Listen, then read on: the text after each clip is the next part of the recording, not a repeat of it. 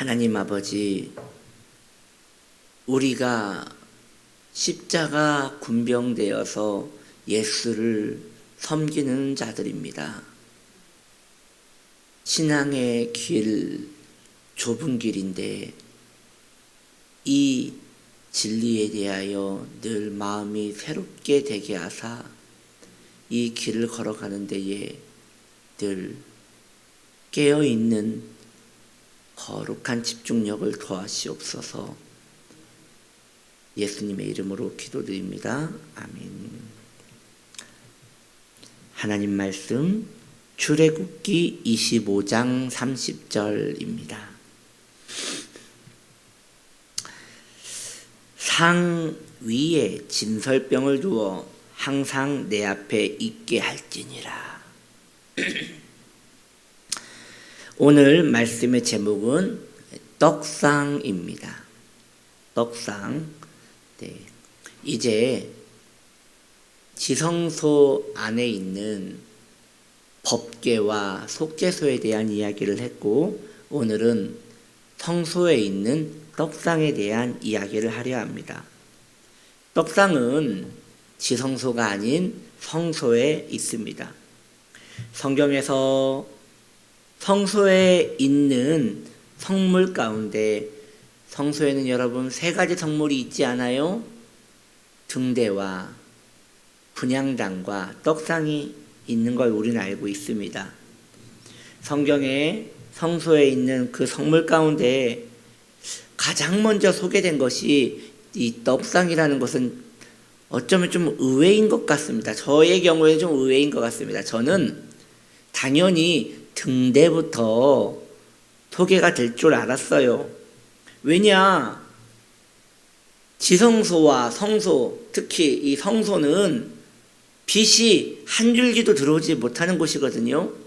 그러니 어두우면 어떤 것도 할 수도 없고, 그러기 때문에 불을 먼저 가장 켜는 것, 이 등대부터 소개가 될 줄 알았어요.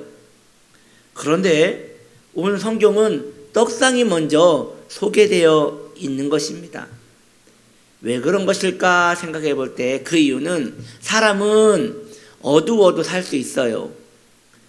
앞을 보지 못한다고 생존에 문제가 되는 건 아니에요. 그런데 먹을 것이 없으면 위험해져요. 먹을 것이 없으면 그것은 살고 죽는 문제인 거예요.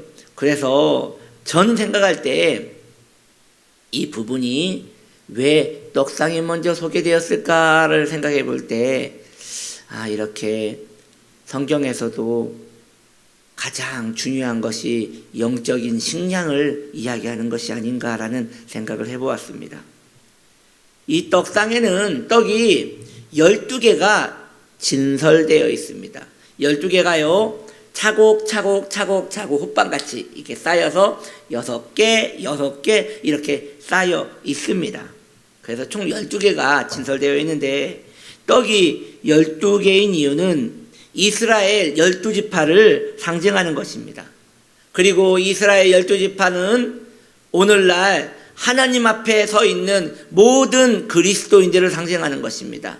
그러므로 이 떡상에 있는 떡은 모든 주의 백성들을 의미하는 것이다 라고 이해하면 될 것 같습니다. 그리고 떡이 진설되었다는 것은 마땅히 그 떡과 성도와 연결점이 되시는 예수 그리스도를 의미하는 것이지요. 생명의 떡은 오직 예수님밖에 없습니다. 그 예수님이 12개 떡에 계시는 것이에요. 그러므로 모든 성도 안에 우리 주 예수님이 계시는 것이에요.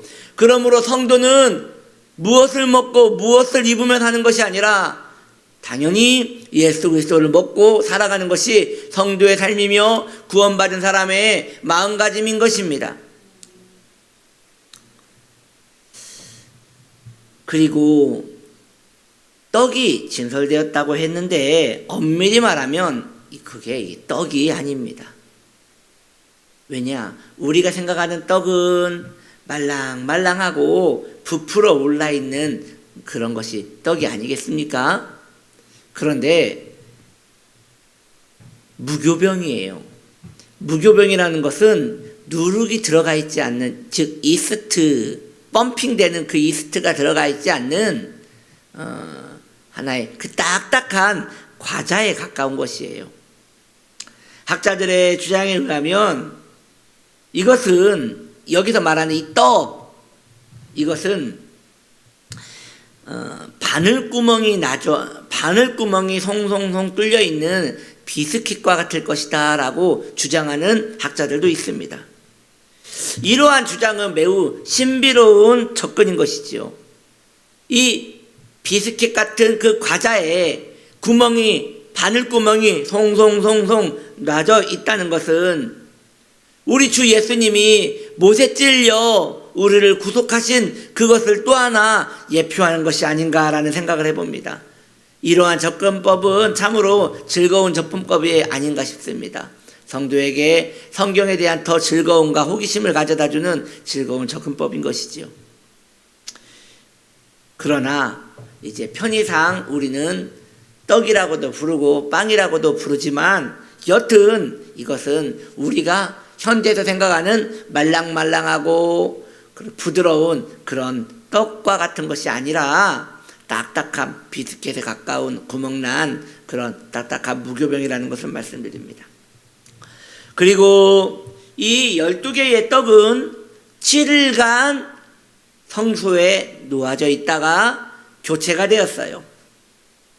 7일간 진설되었다가 또 레위인이 시간이 되면 7일이 되면 다시 가서 뜨끈뜨끈한 이 과자를 올려놓고 또 교체를 한 것이지요. 일주일은 7일입니다. 그러니 일주일이 7일인데 7일마다 그것이 매번 교체가 됐다는 것은 매일매일이 성도가 주님 앞에 있어야 하는 날임을 알려주는 것입니다. 매일매일입니다. 월화수목금토일 이 일주일이 모두 주님의 날입니다. 그리고 성도는 월화수목금토일 이 모든 날이 주님을 먹고 마셔야 하는 교제의 날입니다. 그러므로 우리는 어쩌면 오해하는 경우가 있어요. 우리는 주일을 대표하여 섬깁니다. 그래서 일주일 내내 교회에 오시지 않는 분도 주일날에는 와서 주일 예배를 잠깐 드리고 집에 가십니다. 이건 매우 안타깝고 위험한 신앙생활이 아닐 수 없습니다. 일상생활에서 주님을 정말 탁월하게 섬기고 있다면 괜찮겠지만 우리가 살아가지만 그게 쉽지가 않아요. 일주일간 직장생활하며 집안일하며 가정을 돌보며 내 생활을 돌보며 하면서 내 삶에 예배처소를 만들어 놓고 거기서 기도하며 말씀을 읽으며 하나님을 경외하는 데에 마음을 쓰고 사는 것은 매우 쉬운 일이 아니에요. 그래서 성도들은 할 수 있으면 교회에 와서 기도하고 하나님 경외하는 데에 마음을 두고 그렇게 일주일 전부가 하나님의 것임을 선포하며 주일을 대표적으로 섬기는 것은 괜찮지만 그러한 것이 아니라 정말 주일만 주님의 날인 양 그렇게 섬기는 것은 매우 안타까운 일이 아닐 수 없습니다. 그러므로 사랑하는 성도님들이요, 신앙에 열심을 내십시오. 일주일 모두가 주님의 날입니다. 여러분의 날이 아니에요. 주님의 날이에요. 옛날에는 그렇게 가르쳤어요. 6일간은 열심히 일하고 하루는 주님을 위해 섬기라고. 그것은 해석이 잘못된 것이에요. 우리 주님이 말씀하셨어요. 인자는 안식일의 주인이니라. 즉 월화수목금토일 모든 날이 주님의 날이니라 라고 말씀하신 거예요. 그러므로 생명의 떡이신 주님이 12개 떡을 진설하였으니 그 12개 떡은 모든 성도이니 그 성도는 일주일 내내 주님 앞에 진설되어 있어야 하는 것입니다. 이것이 싫다면 신앙생활을 하지 않아야 하는 것이에요. 신앙생활을 취미로 하지 말고 생존을 위하여 하는 저와 여러분의 복된 신앙관 되시기를 예수님의 이름으로 축원합니다. 그렇습니다. 그래서 이 떡은 7일간 진설되어 있었으니 우리도 계속 깨어 있기를 소망합시다. 그리고 이제 이 떡은 7일이 지나서 성소 밖으로 나간 이 떡은 제사장과 그의 가족들이 먹었습니다. 찾아보면 이제 이것은 상상으로 만든 것이지요. 왜냐하면 떡의 규격은 나오지 않았거든요. 크기는. 그런데 그것을 모형으로 만들고 그것을 상상하여 만든 사람들의 대부분이 떡을 굉장히 크게 만들어요. 그래도 일리가 있는 게 제사장 가족들이 많지 않겠어요? 그것을 식량으로 먹었으니 그 12개를 굉장히 큼직큼직하게 만들었어야지 또 이걸로 먹고 살았을 것 같다는 생각을 가져봅니다.